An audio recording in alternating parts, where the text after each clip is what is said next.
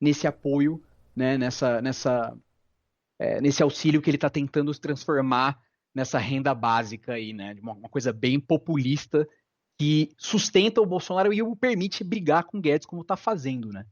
É sempre bom lembrar, né, que o valor inicial seria de R$ 200 e alguma hora esse valor vai vir à tona, né?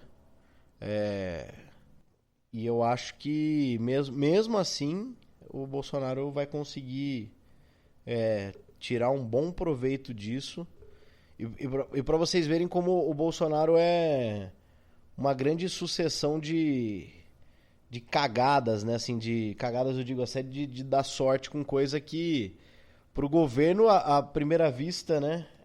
Seria uma bomba. Pro governo, digo, para questão da parte econômica, né? De ter que. Já um país que sofre com severas dificuldades, né? Com relação ao seu caixa, mas isso foi visto primeiramente como uma coisa ruim, avaliado internamente, porque você abrir o cofre, né, e despejar dinheiro pra caramba, e tanto que a Câmara acaba subindo o valor, e aí o Bolsonaro aproveitando-se disso, né, já que já estava no inferno, ele abraçou o capeta e aí ele subiu para R$ 600.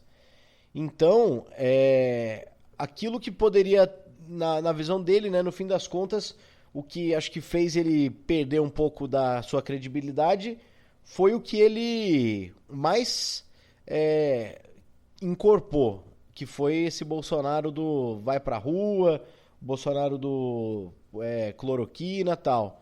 Isso de alguma forma tirou um pouco, né? Algumas pessoas com um pouco mais de bom senso pularam do barco. Agora, o que os olhos não veem, né, os nossos olhos não veem, é o que o cara lá tá ganhando, né? Lá no fundo. E aí, meu amigo, isso faz toda a diferença.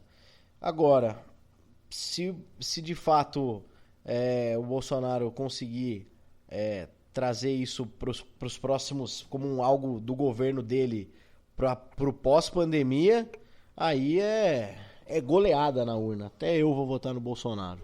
E ainda falando do Paulo Guedes, né, o qual eu previ erroneamente no episódio 14 que sairia praticamente junto com o Sérgio Moro, ele, apesar de ter continuado, né, eu acho que entra muito aquele pensamento de se não for com o Bolsonaro, o Paulo Guedes já tá tão desmoralizado que mais ninguém compra ele, né? Eu quero lembrar que ele tinha prometido arrecadar R$ 1 trilhão com a venda de estatais, agrudar na reforma da Previdência a reforma administrativa e que ele zeraria o déficit no primeiro ano do governo Bolsonaro, né? Coisa que, tipo, ficou longe de acontecer. E aí, restou essa semana ao Guedes a lamentar a saída do Salim Matar, que é o assessor que faria deslanchar as privatizações que o Bolsonaro nunca abraçou. E aí, ainda bem, né, que algumas delas não aconteceram, né? Apesar de plataformas de petróleo da Petrobras estarem sendo vendidas a preço de banana, e aí basta o ouvinte pesquisar. E aí, restou também ao Guedes lamentar a saída do Paulo Webel, que é o secretário que coordenou a elaboração da reforma administrativa que o presidente Bolsonaro engavetou. O Salim hoje me diz o seguinte: a privatização não está andando, eu prefiro sair. E o Webel me diz o seguinte: a reforma tributária não está sendo enviada, a reforma administrativa não está sendo enviada, eu prefiro sair. Esse é o fato, essa é a verdade. Eu não escondo. Então você fala assim, houve uma debandada? Hoje houve. Hoje houve uma debandada. E aí o jornalista Josias de Souza trouxe que o pedaço mais relevante da fala do Paulo Guedes foi o trecho em que ele tropeçou no óbvio: se o presidente da República quiser mandar alguma reforma, ela é mandada. Se ele não quiser, não é mandada. Quem manda não é o ministro. Quem manda não são os secretários. E aí ficou no ar a impressão de que o ministro, né, a exemplo dos seus auxiliares que pediram demissão, namora a ideia de chamar o caminhão da mudança e também largar o barco. Talvez, mas eu acho que ele não vai sair.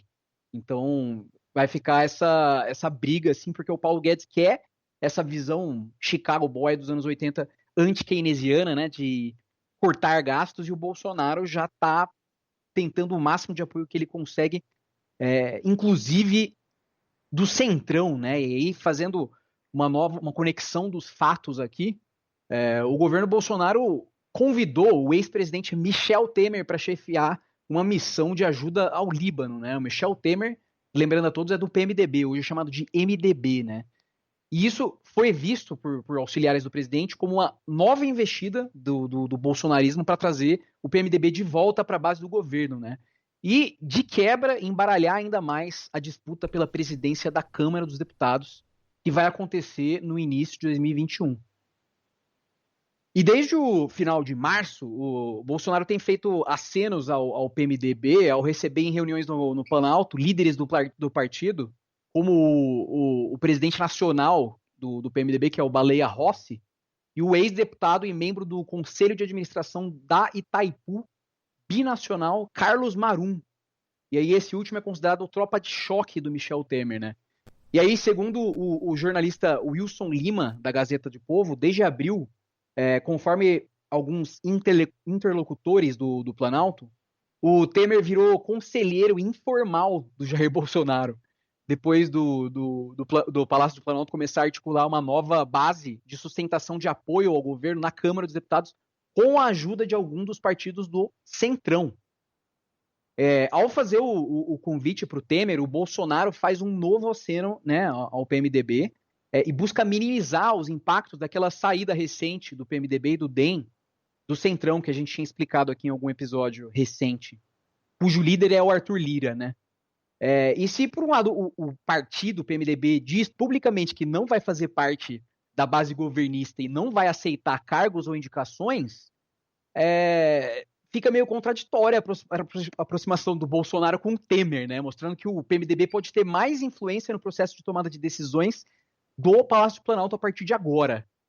E aí entra eu tô enxergando um novo racha, assim, do Centrão entre o DEM, né, o bloco Maia, e o bloco MDB, PMDB, Michel Temer, que parece que está abraçando o capeta chamado bolsonarismo, né? E aí essa tática de aproximação do MDB é vista por integrantes do Palácio do Planalto como uma espécie de salvaguarda para as eleições que vão acontecer no ano que vem, nas presidências da Câmara e do Senado, né? Na Câmara, uma possível vinda do PMDB para a base do governo pode anular as investidas do Maia de fazer o seu sucessor. E aí o Planalto teria duas opções de nomes mais alinhados ao governo. O do Arthur Lira, que está tentando se capitanear como o nome mais forte da disputa, e o presidente do PMDB, Baleia Rossi, que ainda não é candidato, mas o PMDB já sonda lançar ele, fazer toda a aproximação para que ele seja o consenso do Centrão na Câmara, né? E, novamente, assumiu uma função PMDB de volta, né? Acho que ele está acordando de novo, né? Já que o DEM está com protagonismo tanto no legislativo inteiro, tanto na Câmara quanto no Senado, né, Paulo? Só para fechar, no Senado, o governo tenta, de qualquer custo, manter um aliado na presidência da casa. E aí existem dois planos em curso. O primeiro é apoiar o projeto de reeleição do Davi Alcolumbre, que já claramente abraçou o bolsonarismo, né? Embora dependa da boa vontade dos próprios senadores ou do Supremo, já que não tem previsão regimental e legal de reeleição do presidente do Senado dentro de um mesmo mandato. E o segundo plano é apoiar o nome do PMDB, MDB, de Michel Temer, né? Enfim, cenas dos próximos capítulos dessa complexa teia política de interesses brasileiros, a elite brasileira, Paulo do Vale. Poxa, logo o Temer, cara. Pô, um político tão bom, um cara que só fez coisa boa só. Nunca andou fora da linha. É por uma... Pô, é só o chefe da maior quadrilha do Brasil, né? Que é esse Centrão aí. O Temer é o dono do Centrão. O Temer foi o presidente que mais teve o respaldo, porque ele foi exatamente o ponto do ápice, né? Que o próprio Centrão chegou no poder, na figura do próprio Temer. Não renunciarei. Repito, não renunciarei. Sei o que fiz e sei da correção dos meus atos. Que é esse político que sempre foi a principal cara, né? A principal peça do Centrão como presidente da Câmara, como depois o vice da Dilma, e depois como presidente, e também, né, que fez um ensaio, né? Um ensaio para o golpe, muito bem sucedido, né? E a gente trouxe aqui na semana passada que o Bolsonaro tentou aí dar a quartelada dele, e o Temer foi um aprendiz, né? Foi um trainee do golpe de uma forma mais aceitável, né? Usando, inclusive, parte desse seu aparato do Centrão aí dentro da Câmara dos Deputados. Então, na verdade, o Bolsonaro ele encontra a paz só quem pode dar a paz mesmo política pro Bolsonaro, que é o Centrão, porque o Centrão ele quer estar ali muito próximo do poder, e o Temer ele representa exatamente o mais alto político do Centrão, e acho que é um reencontro, né, do Bolsonaro também com as suas origens dentro da Câmara, né? Porque por mais que o Bolsonaro fosse o do baixo clero tal, o baixo clero ele também é base para esse núcleo do Centrão, né? Então, são muito próximos, né? Que o Bolsonaro ele começou tentando, né, se desvencilhar dessas pessoas para governar de uma forma diferente, e não entendam aqui que eu estou dizendo que diferente é bom, mas tentando de fato fazer do jeito como ele bem entende, e ele viu que ele pode até chocar a população, mas se ele tiver o apoio desse centrão fisiológico aí, ele vai longe. E agora com essa, pra quem tava com saudade do Temer, né? Ai, saudade do meu ex, aí tá aí, ó. Tinha, claro, de vez em quando tem. Você vai num lugar qualquer, tem 5, 6, 10, 40 que se reúnem, fora Temer, etc. Né? Essas coisas assim. Né? Mas isso faz parte da democracia. Eu ouço aquilo e digo que coisa boa. Tem gente se manifestando, é verdade. Não é?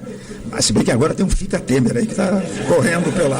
E agora vai lá ajudar, né? Ele que é descendente de libaneses. Será que ele mandaria o Lula lá pra Garanhuns? Se tivesse algum problema lá em Garanhuns? Cara, cada dia que passa e acontece essas coisas assim, eu começo a acreditar que realmente o Temer é o Conde Drácula, cara. Ele realmente é o Drácula, ele, tipo, na verdade é descendente de libanês coisa nenhuma, ele é da Transilvânia, e ele é esse cara, e ele escolheu o Brasil pra manipular, que é muito mais fácil com os brasileiros, assim, do jeito que é. Já aprendeu tanta coisa ao longo dos séculos de mortalidade. Esse é Michel Temer. Welcome to my home. Enter freely of your own will and leave some of the happiness you bring. Count Dracula. I am Dracula. And I bid you welcome, Mr. Harcourt, to my house. Uma breve volta ao mundo. A Grã-Bretanha registrou uma queda no produto interno bruto recorde de 20,4% no segundo trimestre em comparação com os 3 meses anteriores por conta da crise do coronavírus, segundo o Instituto Nacional de Estatística deles, que é ONS. E o país entrou oficialmente em recessão, de acordo com dados publicados nessa quarta-feira por essa agência. A economia britânica vive a pior recessão da sua história. É a sua maior queda trimestral desde que os registros comparáveis começaram em 1955, diz o jornal britânico The Guardian. O declínio da Grã-Bretanha, para ficar registrado, foi quase o dobro da queda dos Estados Unidos, né, de 10,6%, né, no mesmo período, e também superou os declínios da França, 13,8%, Alemanha, 10,1%, Itália, 12,8%, e os países da G7